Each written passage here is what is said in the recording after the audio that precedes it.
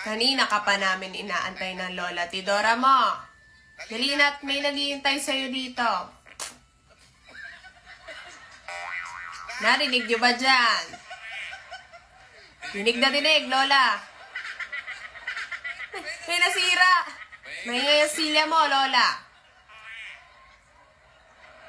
Ayos mo yung silya, may langit-ngit. Mababa na naman ang mga ubo niyo. Di mo napig. Di ba natin pwede i-replay? Hindi pwede.